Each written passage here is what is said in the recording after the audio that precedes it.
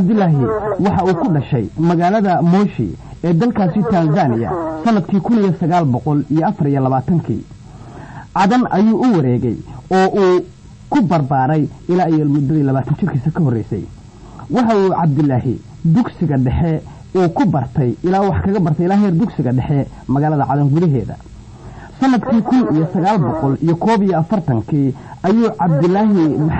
maxamed qarshi oo ku hamiyay inuu fanka dhex galo oo uu isku taxaluujiyo inuu ka jiba keeno taasoo runtii aynu oran karno cabdilaahi amuurta ayada ah waa uu ka mid dhaliyay su'aasha ugu horeysa ee cabdilaahi ku weydiinaya waxay tahay bal waxaad annaga iyo dadweynaha ku dhageysanayaba nooga warantaa markii ugu horeysay ee taariikhda aad noo sheegtay ay niyadaada gashay inaad fanka u goodo wixii ku kalifay cabdilaahi waxa ay u kalifay beriga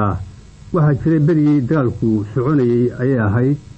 cadan waxaa ka furaa idaacadaas waxay ku hadli jirtay af carabi marka xigana af Soomaali dabeetana af Hindi ayaa u badnaa dadka cadan degan marka ka carabta marka intuu socdo iyo dhamaadkeedaba waxa lagu dari jiray heeso music leh qaadayaan fanaaniin Hindiyana siyaasi leeg marka ka Soomaaliga waxa la saari jiray gabay mutuxanaan music lahayn berigaas ayaa ay ugu dhaatay qeyr ahaan inaan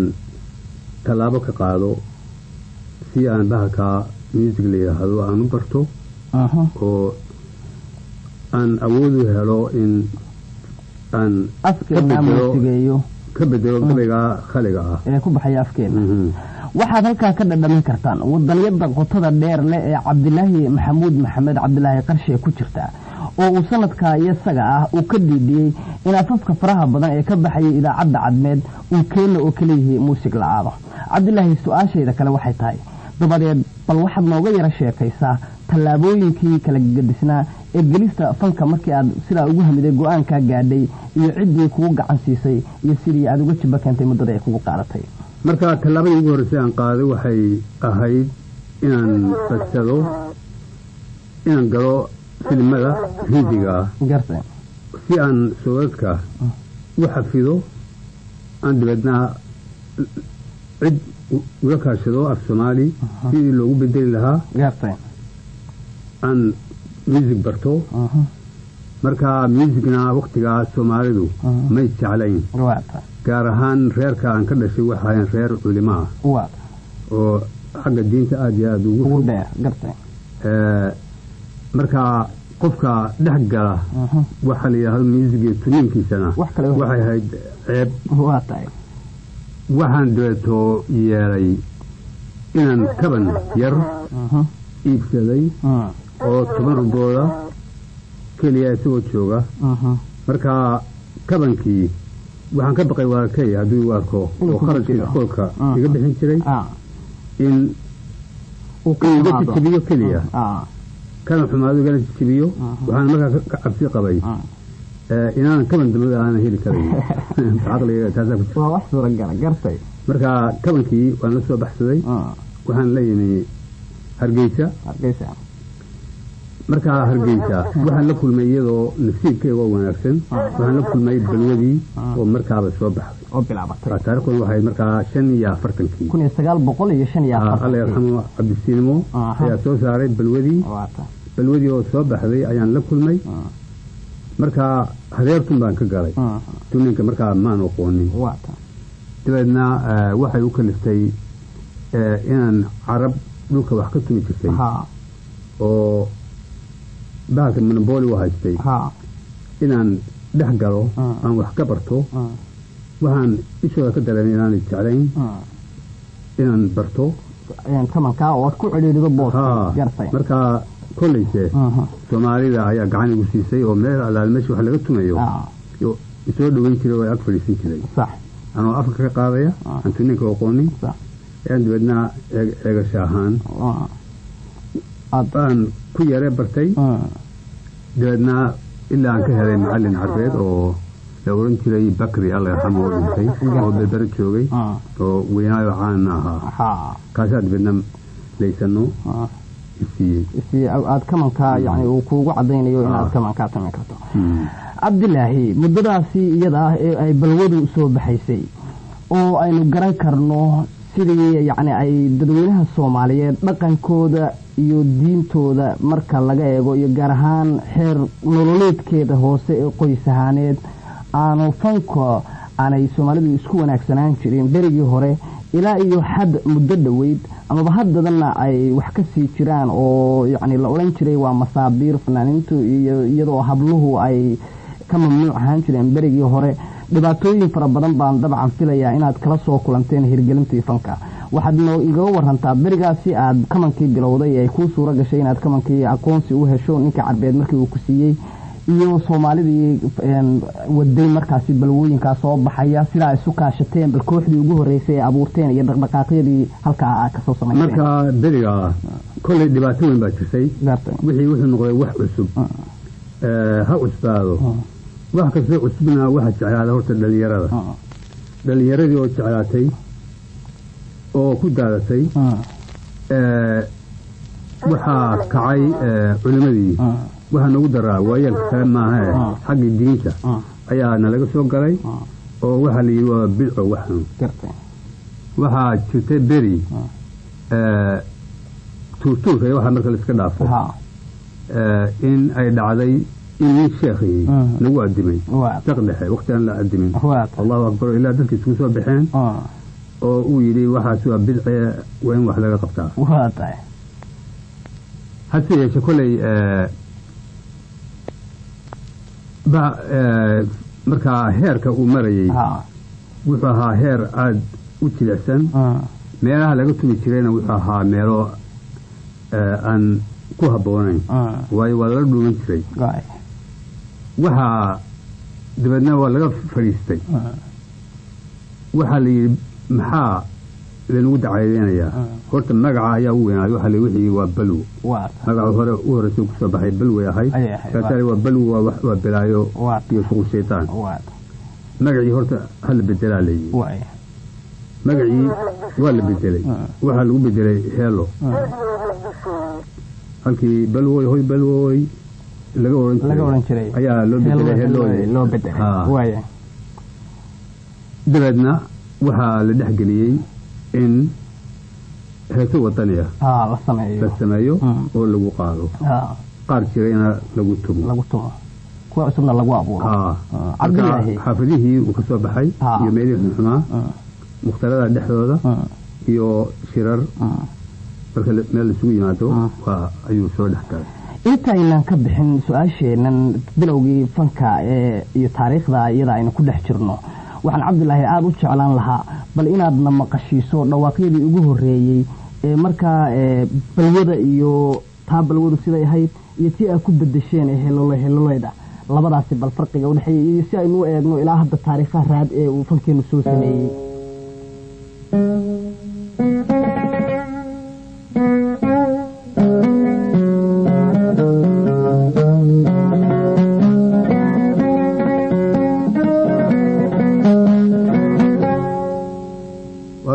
ugu horeysay saasay ahayd waxayna ahayd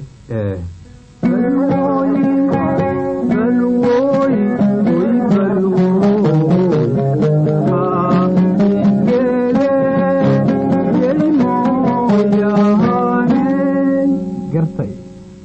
waa wejiga ugu horeeyay balwooyinkeenu ay lahaayeen markaa sidaasaa looga diray gartay tii aad ku bedesheena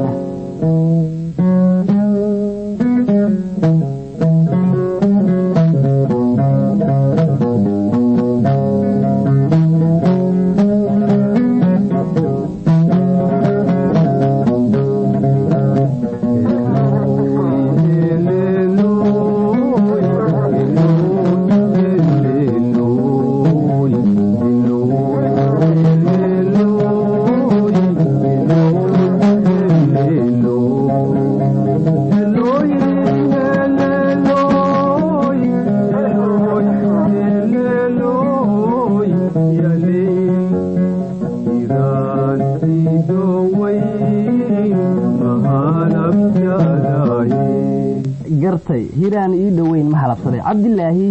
inta aynaan u soo gudbin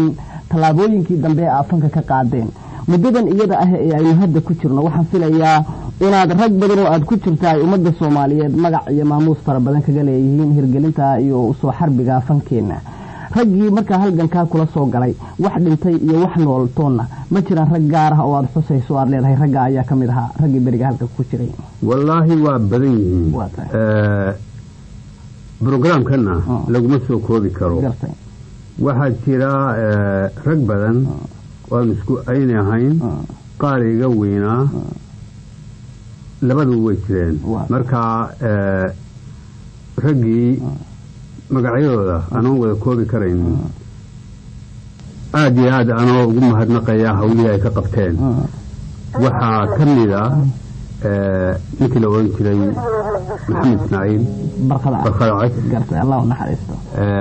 waxaa ka mid ah yuusuf qodban waxaa ka mid ah abubakar xasan damaari nin la oran jiray allah yarxamu sida dhintay هلا حسن هذا الهلا نقول وينتري قري حسن وأحمد حسن لي هذا رجو أجاد بيتنا عبد الله آد بعض ما حسن تاي وحن عبد الله يقول مقالة إن أي تشرين كوحي يقول ريي الهايين بانفيلا يا مقاعي اللي تشري صوبة يو مقاعي عين كاسة الكوح داسي يو أساس كده هل كاكب بالأودين يدا مقاوة كوها وحويان هيلد مركب مدو سعوتي أيا وحانو درياني إن يبقى هاي إن لدحق ليو فقاريال لكيانو ولغتمو فقاريه مركا سيا لوغيا مركي الآن رغرغني وحانو قراني إن أنو فوايدو ديقنو سيدة دوين وعيو سو قران أيو داودان مركا روايده أنو ودحق لينو هيسو يميز marka markii uu horeysay waxa soo baxday koox la yiraahdo wala xagga sawaata warwada hadii jirtay markii xigtayna waxa soo baxay koox la yiraahdo ifilo cadan waxa ka soo baxay koox la yiraahdo hawd Djibouti waxa yana ka soo baxay koox la yiraahdo Somali Bears karta دبنا واحد صبح حي كوحدة صوب معها وإسلام مقعاسة يوت كالورنشري سومالي يوت كالورنشري وإسلام قرطي عبد الله waxaan la soconaa Soomaalidu oo dhaminah ay aad marka ay maqlaan ay aad u qiiroodaan heesahaagii aad kaga qayb qaadatay gobonnimo doonkii loogu xarbeeyay madax banaanida iyo calanka ummadda Soomaaliyeed ka sokow fanka tallaabooyinkii aad ka soo qaaday iyo ilaa iyo hadda dhadhanka iyo quruxda ay leeyihiin adiga iyo ragga kula taariikhdahi hees laxamadii muusigiyadii iyo riwaayadihii aad soo samayseen iyo inta tallaabo ee aad ka seen fanka Soomaaliyeed waxa aad lagu qadarayaa heesihii aad gobonnimada aad ku raadinaysay ee aad ummadda Soomaaliyeed ku dhiirinaysay waxaan Cabdillaahi u jecelahay in aadna maqashiiso heestii halku dhigeedu ahaa dadkan dhawaaqaya ee dhulkooda doonaya hadday u dhiidiyeen Allah u dhiib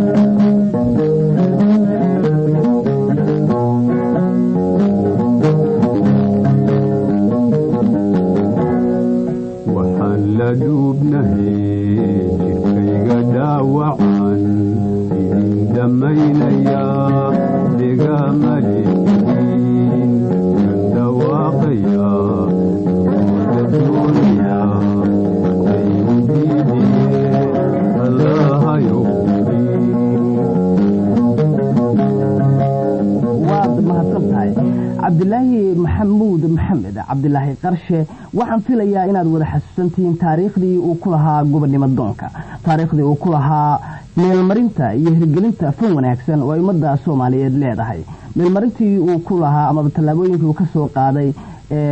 ku baraarujinta dadka dhowrista dhaqanka hidaha diinta waxbarashada iyo waxyaabaha kale ee la midka ah markii uu cabdilaahi tirinayay heesta aynu dhageysanayay iyo heesihii la daadaha markii calankii lagu guuleystay heesihii uu markiiba ku bilaabay waxa kamid ahayd heestii quruxda badnayd ee aynu wada garanayno ku wada hadaaqi jirnay ee qolada calankeedu waa cayn waxaan idin maqashinayaa isaga iyo hobalada waa bari oo kooxdaas oo heestaasi qaadaya